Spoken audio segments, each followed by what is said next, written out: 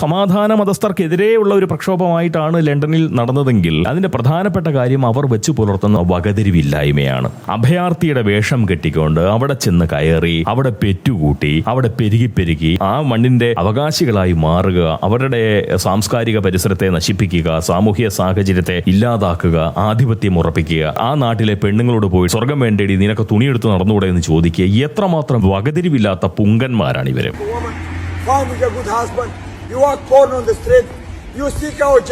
Can you leave this, please? Yes, I can talk. I free speech, not of us. Fuck off. I talk in the name of God. Yes, I'm sure. I love woman. I love Name of God. Yeah, I'm sure. ലോകത്ത് സകലയിടത്തും തല്ലി ഓടിക്കുന്ന സ്ഥിതിവിശേഷം ഇതുകൊണ്ടാണ് ഉണ്ടാവുന്നേ. അപ്പോൾ വകതിരിവില്ലായ്മ എന്നുള്ളത് കൊണ്ട് മാത്രം സംഭവിക്കുന്ന ഒരുപാട് ഉപദ്രവങ്ങളുണ്ട്. സമാധാന മതസ്ഥരെ സംബന്ധിച്ച് അവർക്ക് വകതിരിവേയില്ല. ആ വകതിരിവില്ലായ്മയാണ് അവരുടെ മുഴുവൻ നാശത്തിനും കാരണം. ഈ പരിഷ്കൃത സമൂഹത്തിൽ ദേശീയത എന്ന് പറയുന്നത്, അതല്ലെങ്കിൽ പ്രാദേശികവാദം എന്ന് പറയുന്നത്, ഭാഷാപരമായിട്ടുള്ള ഔന്നത്യം പേറുക എന്നൊക്കെ പറയുന്നത് വളരെ മോശപ്പെട്ട അപരിഷ്കൃതമായിട്ടുള്ള ഒരു സ്വഭാവമായി കണ്ടിരുന്ന പല നാട്ടുകാരും, പുരോഗമന ബുദ്ധിയും പരിഷ്കൃത ഭാവവും ഒക്കെയുള്ള പല യൂറോപ്യൻ രാജ്യക്കാരും ദേശീയതയിലേക്ക് മടങ്ങിപ്പോകുന്നു, പ്രാദേശികവാദം ഉയർത്തിപ്പിടിക്കുന്നു, കുടിയേറ്റക്കാരെ ഒഴിപ്പിക്കണമെന്ന് പറയുന്നു. ഈ മണ്ണ് ഞങ്ങളുടേതാണ്, ഞങ്ങളുടെ സംസ്കാരം എന്ന് പറഞ്ഞുകൊണ്ട് സാംസ്കാരികമായിട്ടുള്ള തനിമകളെ സ്നേഹിക്കാൻ തുടങ്ങുന്നു, ദേശസ്നേഹികളായി മാറുന്നു. ശരിക്കും പറഞ്ഞു കഴിഞ്ഞാൽ ഈ സമാധാന മതം ഈ സമൂഹത്തിന്, മനുഷ്യ സമൂഹത്തിന് നൽകിയിട്ടുള്ള ഒരേ ഒരു സംഭാവന എന്ന് പറയുന്നത് ലോകമെമ്പാടുമുള്ള മനുഷ്യരെ ദേശീയവാദികളാക്കുകയും അവരവരുടെ രാജ്യത്തോടുള്ള സ്നേഹവും അവരവരുടെ മതത്തോടുള്ള ആത്മാർത്ഥമായ കൂറും വർദ്ധിപ്പിക്കുകയും ചെയ്യുന്നു എന്നുള്ളത് മാത്രമാണ്. ശരിക്കും പറഞ്ഞു കഴിഞ്ഞാൽ സമാധാന മതസ്ഥർ എന്ന് പറയുന്നത് നമ്മുടെ ഭൗമ ശരീരത്തിലെ രോഗാണുക്കളായി തന്നെയാണ് കാണേണ്ടത്. അങ്ങനെ കണ്ടു തുടങ്ങി എന്നുള്ളതാണ് മനസ്സിലാക്കാൻ സാധിക്കുന്നത്. അതാണ് ഡിജിറ്റൽ യുഗം ഈ സമാധാന മതത്തോട് ചെയ്തിട്ടുള്ള ഏറ്റവും വലിയ, അവരുടെ കണ്ണിൽ നോക്കിയാൽ അത് ക്രൂരതയാവുന്ന, അവരെ ദുർബലപ്പെടുത്തുന്ന ഏറ്റവും വലിയ കാര്യം ഡിജിറ്റൽ യുഗമാണ്. കാരണം ലോകത്തെമ്പാടും ഇവർ ചെയ്തുകൊണ്ടിരിക്കുന്ന കൊള്ളരുതായ്മകൾ, അതിന്റെ എല്ലാ ഭീകരതയും പ്രകടമാകുന്ന നിലയിൽ സമൂഹത്തിലേക്ക് അങ്ങനെ വിളമ്പുകയാണ് ചെയ്യുന്നത് സമൂഹ മാധ്യമങ്ങൾ, അതല്ലെങ്കിൽ ഈ ഡിജിറ്റൽ യുഗം എന്ന് പറയുന്നത്. സ്വാഭാവികമായിട്ടും പിടിച്ചു നിൽക്കാൻ പറ്റാത്ത നിലയിലേക്ക് ഇവരുടെ ശൈലി മാറ്റിയില്ലെങ്കിൽ, ഇവർ വകതിരിവുള്ളവരായി മാറിയില്ല എന്നുണ്ടെങ്കിൽ ഉറപ്പായും ഗതി കിട്ടില്ല. അതാണ് ലണ്ടനിലുള്ള ലക്ഷക്കണക്കിന് ബ്രിട്ടീഷുകാർ നമ്മളോട് പറഞ്ഞു വെക്കുന്നത്. ഈ പ്രക്ഷോഭം ശരിക്കും പറഞ്ഞു കഴിഞ്ഞാൽ തുടക്കം മാത്രമാണ്. വകതിരിവില്ലാതെ സ്വന്തം ദൈവത്തെയും കൊണ്ട് അതിര് കടന്ന് അഭയാർത്ഥികളായി ചെന്ന് പെറ്റുകൂട്ടി പെരുകി ആ നാടിനെ നശിപ്പിച്ച് അതിന്റെ ആധിപത്യം കൈക്കലാക്കാൻ നോക്കുന്ന ഒരു പ്രവണത നല്ലതല്ല. ഇത് വലിയ ഗൗരവത്തോടു കൂടി സമൂഹം കാണണം. കാരണം എന്താന്ന് വെച്ച് കഴിഞ്ഞാൽ ഇവർ ഈ ഭൂമിയിലേക്ക് ജനിച്ചത് മനുഷ്യനായി, മനുഷ്യത്വത്തോടു കൂടി ജീവിക്കാനല്ല എന്ന് പറയുന്ന ഒരു ഭീകരമായ സത്യം നമ്മുടെ മുന്നിലുണ്ട്. ഇവർ ദൈവത്തിന് വേണ്ടിയാണ് ഇവിടെ ജനിച്ചിരിക്കുന്നത്. അവരുടെ ദൈവത്തെ വിശ്വസിക്കാത്ത ആളുകളെ ഉന്മൂലനം ചെയ്തുകൊണ്ട് ആ ദൈവത്തിന്റെ ഭൂമിയാക്കി മാറ്റിക്കൊടുക്കാനുള്ള കൊട്ടേഷൻ എടുത്തുകൊണ്ട് ഇവന്മാര് ജനിച്ചു എന്നാണ് ഈ കുഞ്ഞു നാള് മുതൽ ഇവരുടെ ചെവിയിലേക്ക് ഇറ്റിച്ചു കൊടുത്തിരിക്കുന്നത്. അതുകൊണ്ട് തന്നെ അപകടകരമായിട്ടുള്ള സ്ഥിതിവിശേഷമുണ്ട്. നമ്മൾ വെറുതെ അതിനെ നിസ്സാരമായിട്ട് കാണരുത്.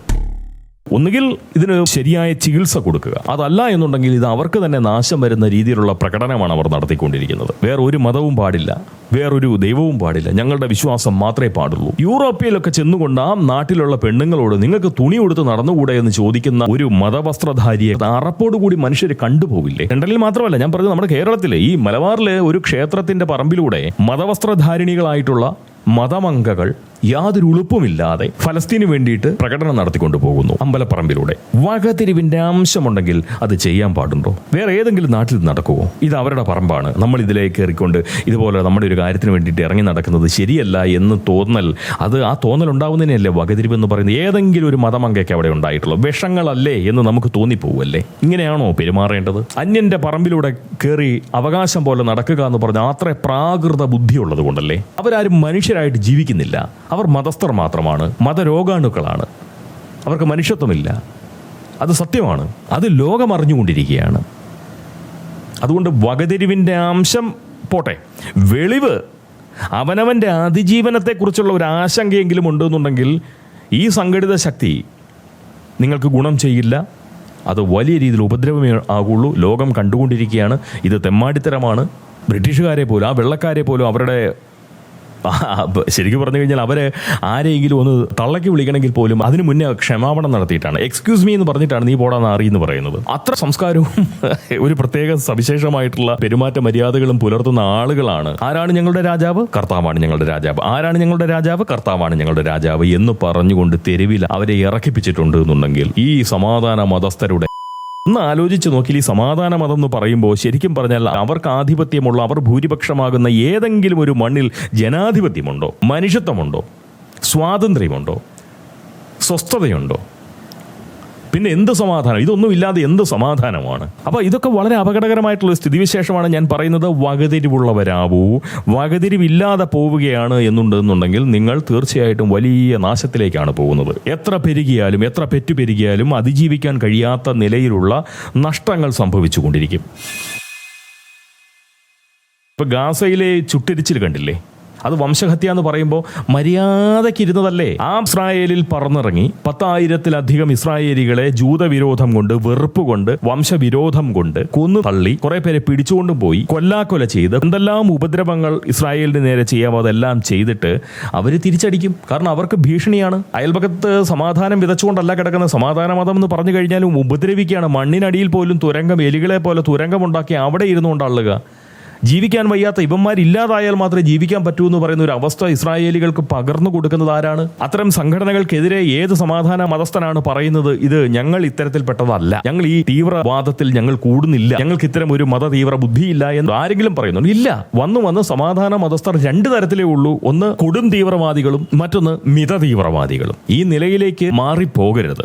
അങ്ങനെയുള്ള പ്രതീതി പരത്തുന്ന നിലയിലേക്ക്, അതായത് സമാധാന മതസ്ഥർ രണ്ട് തരത്തിലേ ഉള്ളൂ. ഒന്ന് കൊടും തീവ്രവാദികളും രണ്ടാമത്തേത് മിത തീവ്രവാദികളും. ഈ നിലയിലേക്കുള്ള ഒരു തോന്നിപ്പ് മനുഷ്യ സമൂഹത്തിന് കൊടുക്കാതിരിക്കുക എന്ന് പറയുന്ന വകതിരിവ്, അതിനുള്ള വെളിവ്, സാമാന്യ ബുദ്ധിയെങ്കിലും നിങ്ങൾ കാണിച്ചില്ല എന്നുണ്ടെങ്കിൽ പണി പാലും വെള്ളത്തിൽ കിട്ടും, ഉറപ്പാണ്. എത്ര പെറ്റുപെറ്റ് കൂട്ടി എന്ന് പറഞ്ഞിട്ട് കാര്യമില്ല, ഒരാധിപത്യവും കിട്ടില്ല. അതാണ് ഡിജിറ്റൽ യുഗത്തിന്റെ പ്രത്യേകത. അതുകൊണ്ട് പറയുകയാണ്, കുറച്ചുകൂടി അന്തസ്സോടുകൂടി ജീവിക്കുക. അവനവന്റെ ഇടത്തിൽ സ്വാതന്ത്ര്യം ഉണ്ടാക്കാൻ നോക്കുക. ആ മതരാഷ്ട്രത്തിൽ ജനാധിപത്യം ഉണ്ടാക്കാൻ സാധിക്കുമോ എന്ന് നോക്കുക. അല്ലാതെ ഈ അതിഥി ദൈവത്തെ വെച്ചുകൊണ്ട് നമ്മുടെയൊക്കെ മണ്ണിൽ കിടന്നുകൊണ്ട് സ്വാഭാവികമായിട്ട് നിങ്ങളുടെയൊക്കെ ദൈവങ്ങൾ മിത്താണ്, ഞങ്ങളുടെ മുത്താണ് എന്നൊക്കെ പറഞ്ഞുകൊണ്ടുള്ള പ്രകടനങ്ങളൊക്കെ നടത്തുന്നത് വകതിരിവില്ലായ്മ കൊണ്ടാണ്. എപ്പോഴും അത് ആളുകൾ സഹിക്കുമോ എന്നുള്ള കാര്യം, അല്ലെങ്കിൽ എത്ര കാലം ഇതൊക്കെ സഹിക്കും, ഏതളവിലാണ് മനുഷ്യരുടെ സഹനശേഷി, പൊതുസമൂഹത്തിന്റെ സഹനശേഷി വിട്ടുപോവുക എന്നുള്ളത് നമുക്ക് പറയാൻ പറ്റില്ല. അതുകൊണ്ട് വകതിരിവ് കാട്ടണം, മര്യാദയ്ക്ക് അടങ്ങി ഒതുങ്ങി ജീവിക്കണം. എത്ര പരിശ്രമിച്ചാലും വളരെ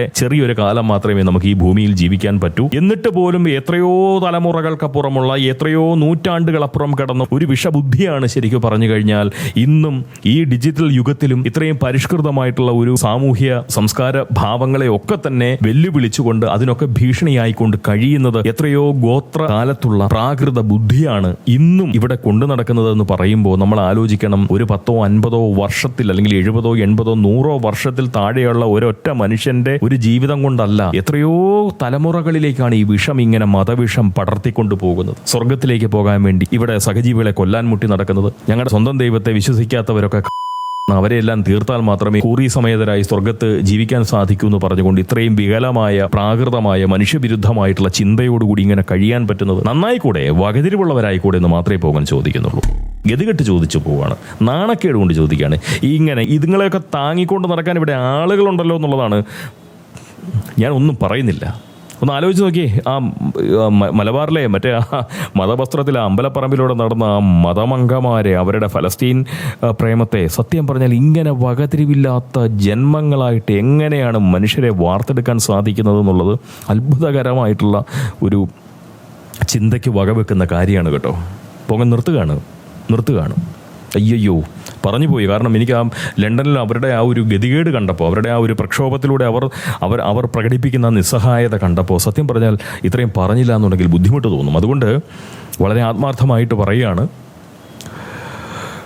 നമ്മുടെ ദൈവങ്ങൾ എവിടെയൊക്കെയാണ് അതിഥി ദൈവങ്ങളാകുന്നത് എന്നുള്ളത് മനസ്സിലാക്കിക്കൊണ്ട് ആ അതിരിൽ നിന്നുകൊണ്ട് അവനവന് വിലയും നിലയും ഉള്ളിടത്ത് മാത്രമേ അവനവൻ്റെ ദൈവങ്ങൾക്കും വിലയും നിലയും ഉള്ളൂ.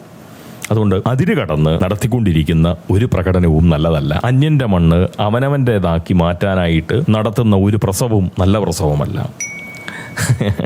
ഒരു ശ്രമവും നല്ല ശ്രമവുമല്ല. അതുകൊണ്ട് മര്യാദയ്ക്ക് ഇരുന്ന എല്ലാവർക്കും നല്ലതാണ്, നമുക്ക് എല്ലാവർക്കും നല്ലതാണ്. വളരെ സന്തോഷം. അടുത്ത സംസാരത്തിലൂടെ നമുക്ക് വീണ്ടും കേൾക്കാം, അടുത്ത വീഡിയോയിലൂടെ നമുക്ക് വീണ്ടും കാണാം. സ്നേഹം. ആർക്കെങ്കിലും ഈ വീഡിയോ ആർക്കെങ്കിലും ഈ ചാനൽ സബ്സ്ക്രൈബ് ചെയ്യാൻ താല്പര്യമുണ്ടെന്നുണ്ടെങ്കിൽ ഒന്ന് ചെയ്യണം. സ്നേഹം.